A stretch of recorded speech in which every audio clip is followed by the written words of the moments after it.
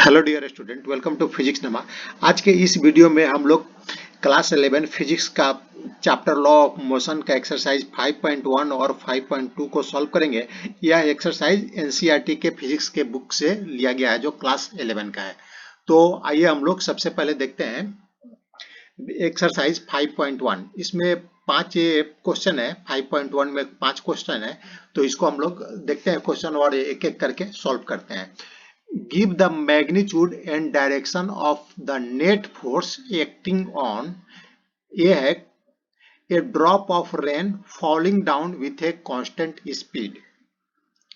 एक बारिश का एक बूंद है जो कांस्टेंट स्पीड से गिर रहा है, तो उस पर जो नेट फोर्स है वो हमें मालूम करना है।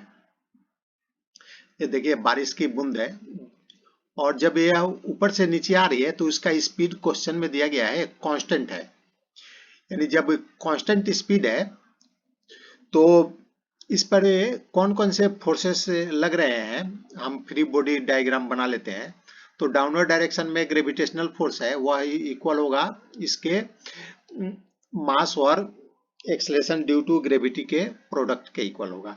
तो मान लेते हैं इसका जो ड्रॉप का मास है m है और g acceleration due to gravity है, और यह इस पर जो एक अपथ्रस्ट फोर्स लगेगा जो एयर है, एयर में फ्रिक्शन होगा, इसके कारण एक अपथ्रस्ट फोर्स लगता है, तो यह अपर डायरेक्शन में होगा।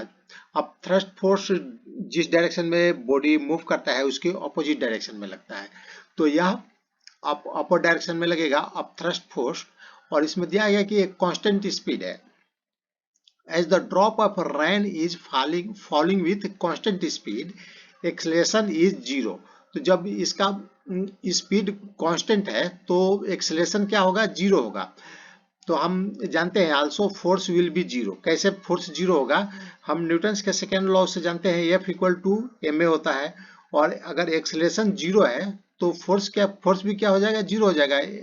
अगर ये जीरो है तो इन दोनों का प्रोडक्ट भी जीरो होगा, यानी फोर्स क्या होगा, जीरो होगा। The net force on the drop of the rain is zero.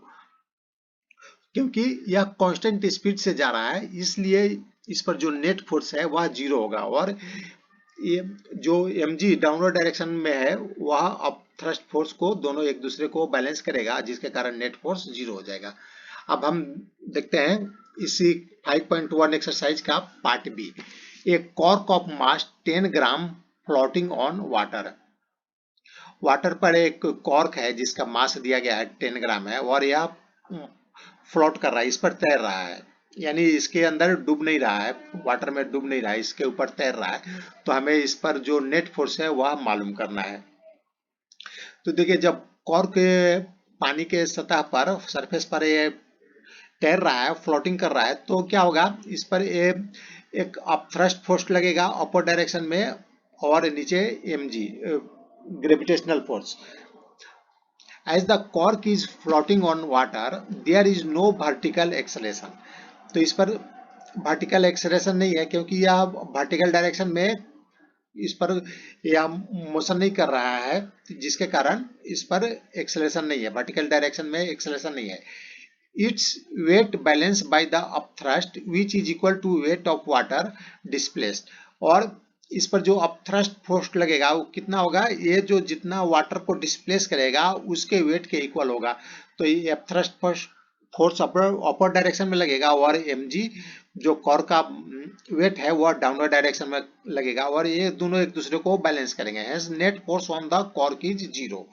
तो क्योंकि इस केस में भी एक्सेलरेशन जीरो है तो यहाँ पर भी नेट फोर्स क्या होगा, जीरो। और इसमें कौन कौन से दो फोर्स लग रहे हैं, एक इसका कॉर्क का वेट डाउनवर्ड डायरेक्शन में, और अपथ्रस्ट वाटर के कारण जो इस पर अपथ्रस्ट फोर्स लग रहा है अपर डायरेक्शन में वो, और यह दोनों एक दूसरे को एक अपोजिट डायरेक्शन में है, और इन दोनों का जो मैग्नीट्यूड होगा वह इक्वल होगा, जिसके कारण यह एक दूसरे को बैलेंस करेंगे और नेट फोर्स जीरो हो जाएगा। अब सी पार्ट देखते हैं। एक kite skilfully held stationary in the sky. अब ये बच्चा काइट को उड़ा रहा है और यह जो है स्टेशनरी पोजीशन में है, काइट अभी स्टेशनरी पोजीशन में है, यह यहाँ पर रुका हुआ है। तो इस केस में हमें बताना है कि इस पर नेट फोर्स क्या है। Net force on kite is skillfully held stationary will be zero because it is at rest। अगर यह रेस्ट पर है तो इस यानी इस पर एक्सेलेरेशन नहीं है, तो यानी इस पर जो नेट फोर्स है वह जीरो होगा। और न्यूटन के फर्स्ट लॉ के अनुसार भी क्या होगा, इस पर अगर कोई बॉडी रेस्ट पर है तो उस पर कोई भी एक्सटर्नल फोर्स नहीं लगता है। तो इस पर कौन कौन से फोर्स लगेंगे, एयर के कारण इस डायरेक्शन में फोर्स लगेगा, फोर्स बाय एयर इस डायरेक्शन में, और जो टेंशन है स्ट्रिंग का टेंशन है वह इस डायरेक्शन में लगेगा, और दोनों एक दूसरे को बैलेंस करेंगे, जिसके कारण क्या होगा, नेट फोर्स जीरो हो जाएगा। अब आते हैं D, A car moving with a constant velocity of 30 kilometre per hour on A rough road. एक कार है वह 30 किलोमीटर पर आवर के स्पीड से एक रफ रोड पर जा रही है और कांस्टेंट वेलोसिटी है इसका, तो हमें इस पर नेट फोर्स बताना है। Since car is moving with a constant velocity the net force on the car is zero. यहाँ पर क्या है, वेलोसिटी कार क्या है कांस्टेंट है, चेंज नहीं हो रहा है, जिसके कारण क्या होगा, एक्सेलरेशन नहीं होगा यानी एक्सेलरेशन जीरो होगा, तो फोर्स क्या हो जाएगा, फोर्स भी जीरो हो जाएगा, यानी नेट फोर्स जीरो हो जाएगा। अब आज देखते हैं ई, a high speed electron in space far from all material object and free of electric and magnetic field.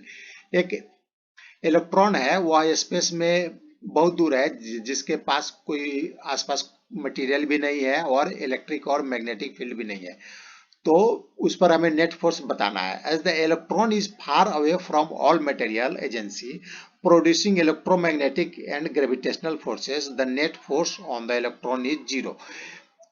Electron पर क्या क्या फोर्स लग सकता है, मैग्नेटिक फोर्स लग सकता है, इलेक्ट्रोमैग्नेटिक फोर्स लग सकता है, तो वो बोल रहा है कि उसके पास आसपास कोई भी मटेरियल नहीं है जो इलेक्ट्रिक और मैग्नेटिक फोर्स लगा सके, और ग्रेविटेशनल फोर्स भी लग सकता है, लेकिन वो बोल रहा है कि उसके आसपास कोई मटेरियल नहीं है जो ग्रेविटेशनल फोर्स भी लगा सके, तो जिसके कारण क्या होगा, उस पर नेट फोर्स क्या हो जाएगा, जीरो हो जाएगा, क्योंकि कोई भी फोर्स उस पर लग ही नहीं रहा है। अब आते हैं 5.2 को सॉल्व करते हैं। A pebble of mass 0.05 kg is thrown vertically upward. एक पेबल है उसको वर्टिकली अपवर्ड डायरेक्शन में थ्रो किया जाता है, तो हमें बताना है give the direction and magnitude of the net force on the pebble. ये पेबल को थ्रो किया अपर डायरेक्शन में, तो हमें इस पेबल पर लगने वाला जो नेट फोर्स है उसका मैग्नीट्यूड और डायरेक्शन को बताना है। तो इसमें 3 पोजीशन दिया गया है, वो तीनों पोजीशन में हमें इसका डायरेक्शन बताना है। ड्यूरिंग द अपवर्ड मोशन, जब यह अपवर्ड मोशन में जा रहा था, जब ऊपर की तरफ जा रहा था, उस समय इस पर जो फोर्स लग रहा था नेट फोर्स, उसका डायरेक्शन बताना है। तो देखिए जब अपर डायरेक्शन में जा रहा था तो इस पर ग्रेविटेशनल फोर्स डाउनवर्ड डायरेक्शन में लग रहा है अर्थ के कारण, तो जो और बाकी कुछ कोई दूसरा फोर्स नहीं लग रहा है इस पर। इसने जब थ्रो किया था उस समय जब तक इसके हाथ के कांटेक्ट में था यह पेबल स्टोन, उस समय ही इस मैन ने उस पर फोर्स लगाया, उसके बाद इस मैन के द्वारा इस पर फोर्स नहीं लग रहा है। जब इसके हाथ से निकल गया पत्थर, तब इस पत्थर पर कोई फोर्स नहीं लग रहा है, सिर्फ इस ग्रेविटेशनल फोर्स लग रहा है। तो ग्रेविटेशनल फोर्स का डायरेक्शन क्या होगा, डाउनवर्ड डायरेक्शन में होगा। और पूछ रहा है कि ड्यूरिंग इट्स डाउनवर्ड मोशन, और जब हाईएस्ट पॉइंट पर जाकर जब नीचे की तरफ आ रहा था उस समय उस पर नेट फोर्स किस डायरेक्शन में लगेगा, तो उस समय भी जो ग्रेविटेशनल फोर्स है वो उस समय भी डाउनवर्ड डायरेक्शन में ही लगेगा। तो और इसका मैग्नीट्यूड क्या होगा, मैग्नीट्यूड होता है mg, ग्रेविटेशनल फोर्स का मैग्नीट्यूड होता है mg। तो m हमें दिया गया है, पेबल का मास 0.05 kg और g का वैल्यू अगर 10 लेते हैं तो यह हो जाएगा 0.05 न्यूटन। तो इस पर जो फोर्स लग रहा है उसका मैग्नीट्यूड हो जाएगा 0.5 newton. At the highest point where it is momentarily at rest, और हाईएस्ट पॉइंट पर भी जाएगा तब भी वहां पर भी क्या होगा, डाउनवर्ड डायरेक्शन में ही नेट फोर्स लगेगा और उसका मैग्नीट्यूड होगा 0.5 न्यूटन और डायरेक्शन होगा डाउनवर्ड डायरेक्शन में। Do your answer change if the pebble was thrown at angle of 45 degree with the horizontal direction. अब क्या है, पेबल को 45 डिग्री हॉरिजॉन्टल से 45 डिग्री एंगल पर थ्रो किया जाता है। तो इस केस में जो हमारा जो पहले का जो आंसर था उसमें कोई चेंज होगा तो नहीं, उस समय भी जो ग्रेविटेशनल फोर्स है वो डाउनवर्ड डायरेक्शन में ही लगेगा और उसका भी मैग्नीट्यूड सेम होगा 0.5 न्यूटन। तो यह आज का वीडियो समाप्त हुआ। Thanks for watching. देखिए ये डाउनवर्ड डायरेक्शन में लगेगा gravitational force mg। Thanks for watching.